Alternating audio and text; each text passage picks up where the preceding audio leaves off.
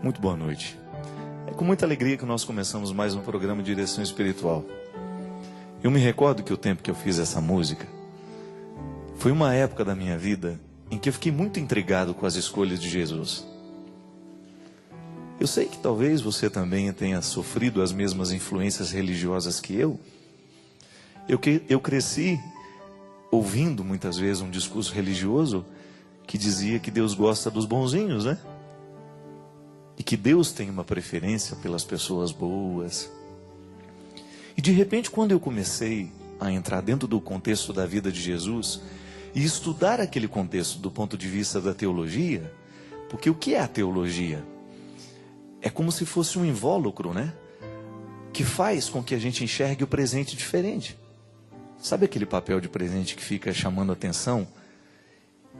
E que nos faz, às vezes, até compreender o papel dissociado do presente, né? A teologia é esse papel de presente que está em torno de Jesus para nos ajudar a compreender a beleza do presente. Ele não é um papel à parte, ela é o envolvimento. E naquele momento que eu descobri a teologia, fazendo mestrado, eu ficava intrigado ao descobrir que aquilo que eu escutava, que Deus gosta das pessoas boas, não é isso? Eu comecei a entender que em Jesus era diferente. Ele não desprezava as pessoas boas, mas ele tinha uma capacidade imensa de trazer para perto dele os piores. Não sou eu que estou inventando, é só você abrir a Bíblia e você vai descobrir, você vai ler, você vai entender que Jesus tinha uma facilidade de amar os fracos, que ele tinha uma capacidade de amar os pecadores.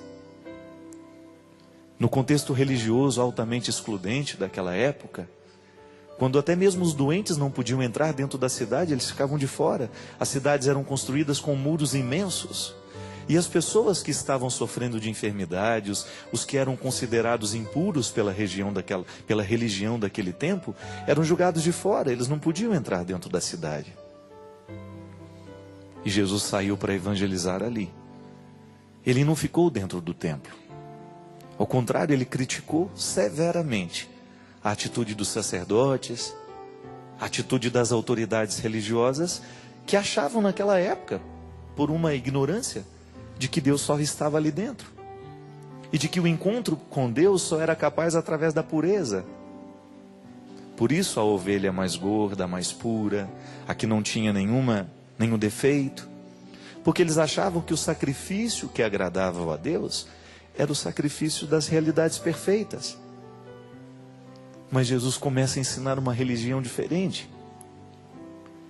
E quando ele começa a falar que Deus tem uma preferência pelos que estão julgados lá do lado de fora, ele começa a arrumar uma confusão para ele. Que Deus olha com ternura para a prostituta, para o homossexual, para o ladrão. Que a palavra dele é uma palavra de acolhimento para todos aqueles que estavam julgados fora.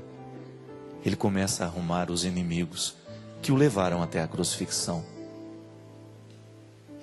Minha gente, e quando nós mergulhamos no contexto das escolhas de Jesus, há uma coisa fascinante.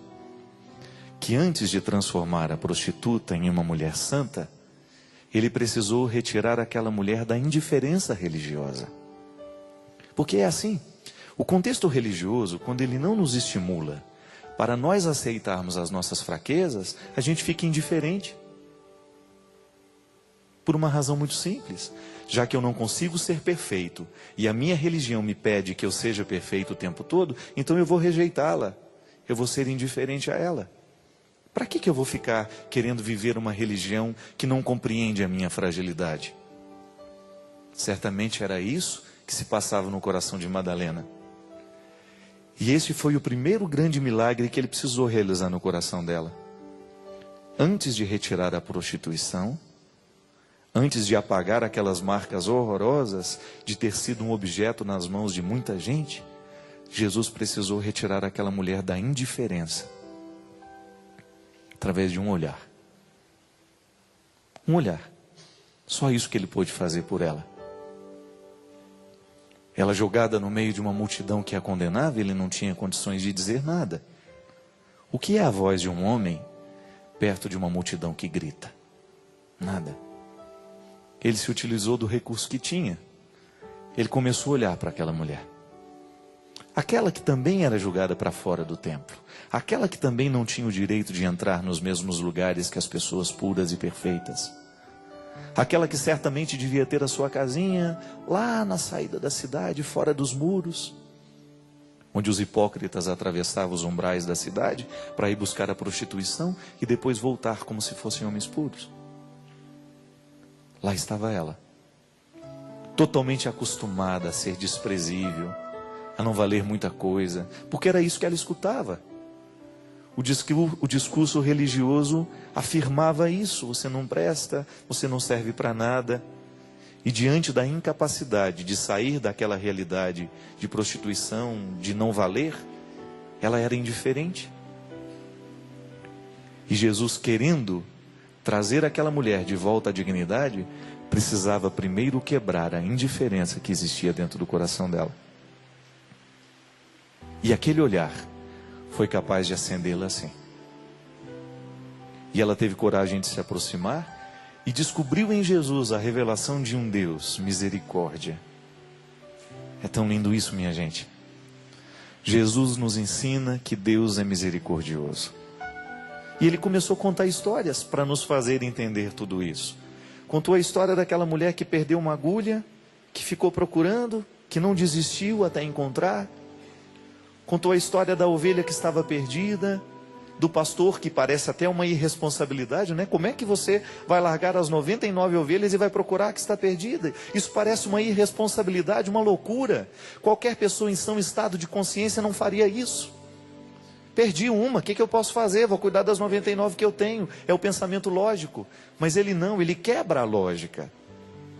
Ele diz que Deus prefere deixar no aprisco, isso é, no cuidado, as 99, mas ele não desiste de ir buscar a que está perdida. É tão lindo você ouvir na palavra de Jesus, pela voz dele, pela sensibilidade, pela inteligência que existia nele, a narração de uma história de um filho que vai embora, que gasta tudo, que pede: olha pai, eu quero a sua herança, eu não aguento mais ficar dentro dessa casa, eu vou embora. E pega tudo que tem, a parte que lhe cabe, vai embora, gasta tudo, e depois envergonhado pede para voltar. Quantos de nós já teríamos um discurso pronto para o filho pródigo, não é verdade? Vai voltar, mas papá já coloca as regras, não é assim? Mas nele não. Acho tão bonita aquela música. Nem deixaste me falar da ingratidão, morreu no abraço mal que eu fiz. Festa, roupa nova, anel, sandália aos pés, voltei, a vida sou feliz. Aí vem aquele refrão lindo. Confiei no teu amor e voltei. Sim, aqui é o meu lugar. Foi isso. Eu gastei teus bens, ó Pai, e te dou este pranto em minhas mãos. Essa música, gente, é o relato de uma história sempre que Jesus contou. De um filho que foi embora, fez tudo errado, mas depois, quando ele olha para o pai, todo aquele discurso ensaiado não precisou ser dito. Porque quando a gente ama, as palavras não são necessárias para a gente precisar perdoar. Outro dia eu passei por uma situação boba, assim, de ficar 2 meses sem falar com uma pessoa que eu amo. E eu tinha todos os argumentos para não estar falando com ele. Um grande amigo meu. Tinha lá as minhas razões e eu acreditava nelas. Não, eu estou fazendo isso porque ele errou comigo. Eu cheio de razões, dando razões ao meu ódio, dando razões à minha indiferença, que é justamente o sentimento que havia em Madalena. Até o dia em que eu precisei voltar lá.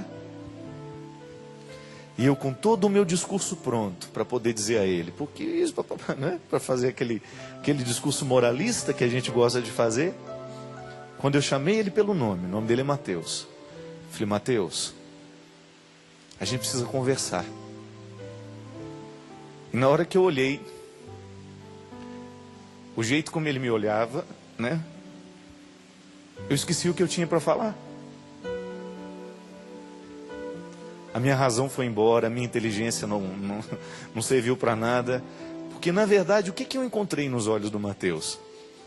Eu tenho certeza absoluta disso, gente. Eu digo sem medo de errar. Eu vi nos olhos do meu amigo o mesmo que o filho pródigo enxergou nos olhos do pai dele. Ali em posições invertidas, ele muito mais novo do que eu com idade, para ser pai não, para ser irmão mais velho. E na hora que eu olhei para ele, eu esqueci. Eu esqueci do mal, eu esqueci da indiferença, porque ao me olhar com aquele amor todo e com aqueles olhos assustados de quem quer chegar perto, me abraçar e fazer a festa acontecer, eu descobri então que o princípio mais elementar da religião em nós é este: é nos dar coragem de ir lá onde a gente não tem coragem de chegar, nos muros, onde termina a cidade, sabe? É tão fácil evangelizar dentro dos muros da cidade. Agora, quando nós saímos pela porta da cidade, nós começamos a enfrentar todos os perigos que são próprios de lá de fora. E o olhar do Mateus naquele dia para mim me ensinou a teologia que às vezes a teoria eu já sabia, mas que é tão bom você experimentar na prática, não é verdade?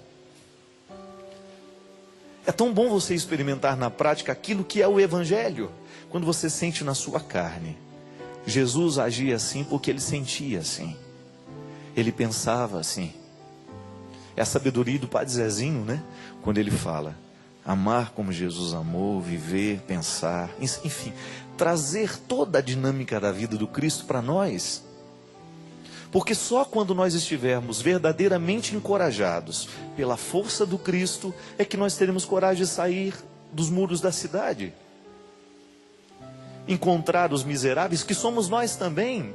Quantas vezes, minha gente, na nossa vida nós não temos coragem de ir encontrar o miserável, é porque ele mostra que nós somos miseráveis também.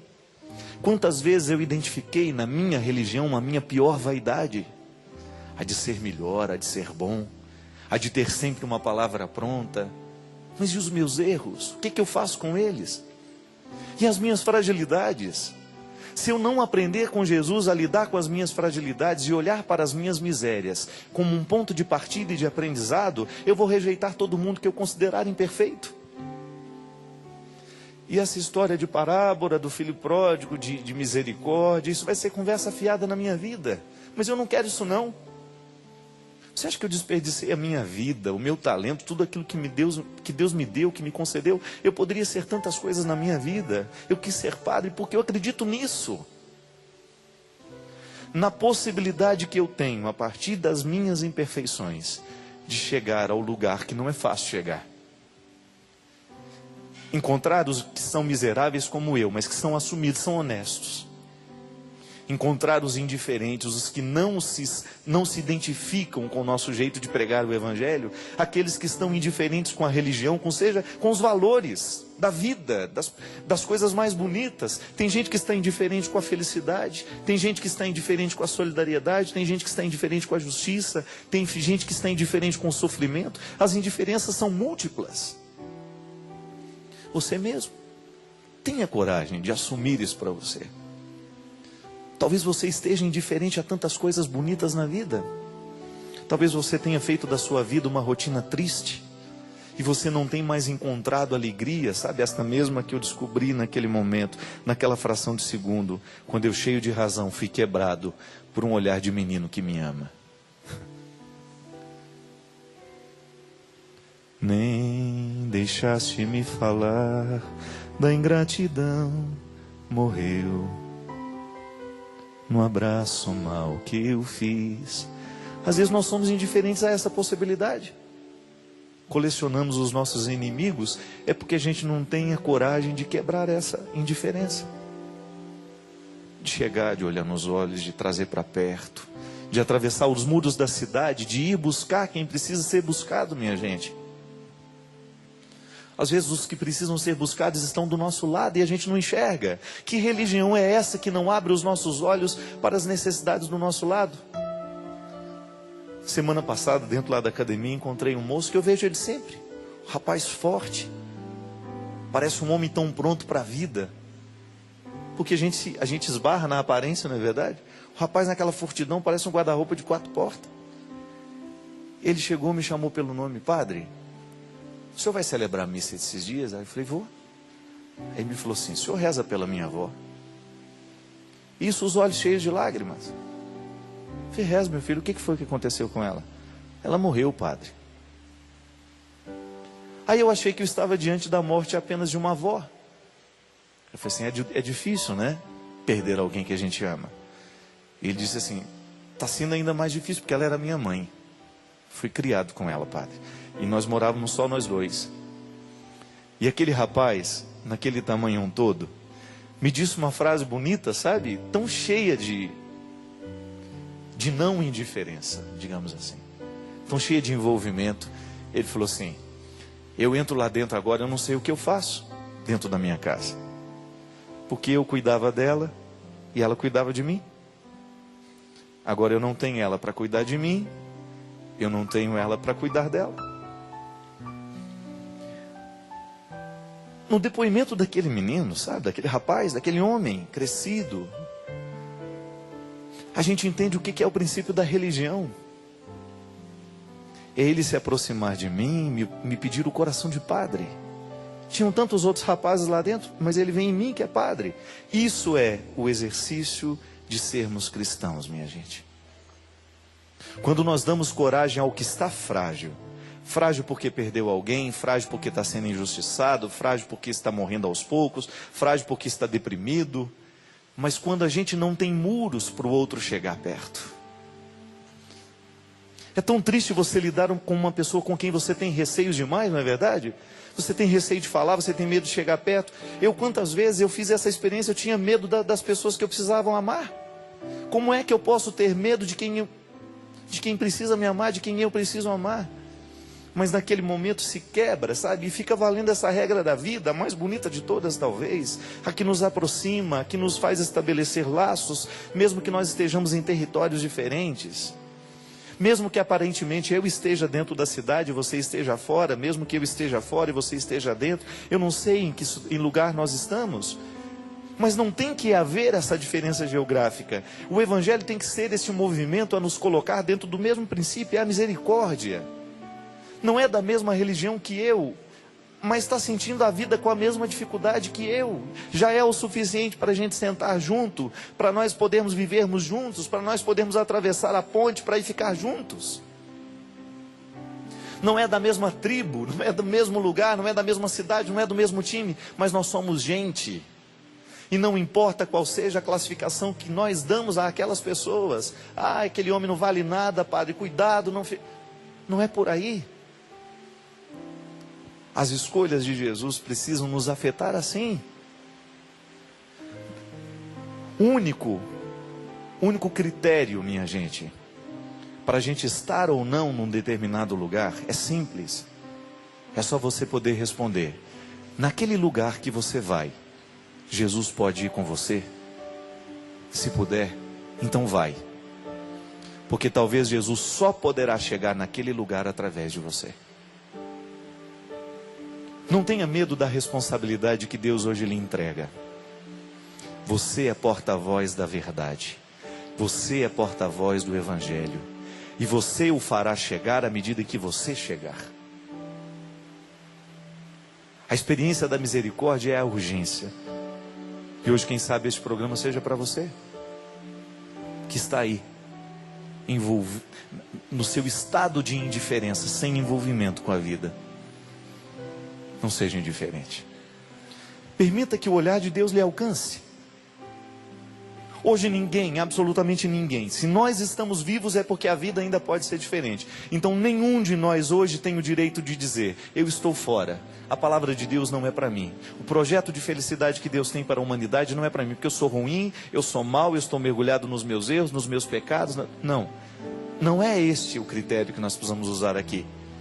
Anunciar o Evangelho significa colocar todos no mesmo aprisco e dizer: nós vamos buscar o que está perdido. É nossa missão. E se eu estou perdido, se você está perdido, nós temos o direito de sermos buscados.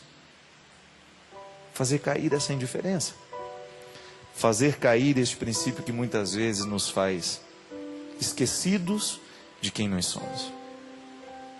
A especialidade de Jesus é lembrar as pessoas quem elas são. O diabo é fazer esquecer. É impressionante o tanto que o poder diabólico nos faz esquecer quem a gente é. Mas o poder de Deus é para nos recordar. E hoje o que nós queremos lhe recordar é isso. Você tem casa, você tem pai, você tem festa preparada. E basta você chegar. Basta você permitir este retorno acontecer, para que Deus lhe envolva de carinho, de força, de bênçãos. Porque a maior alegria que pode haver no reino dos céus é quando há a conversão de um pecador. É quando um indiferente se torna capacitado de reconhecer a predileção de Deus por ele. Quando o poder da indiferença cai por terra e prevalece a força do amor misericordioso.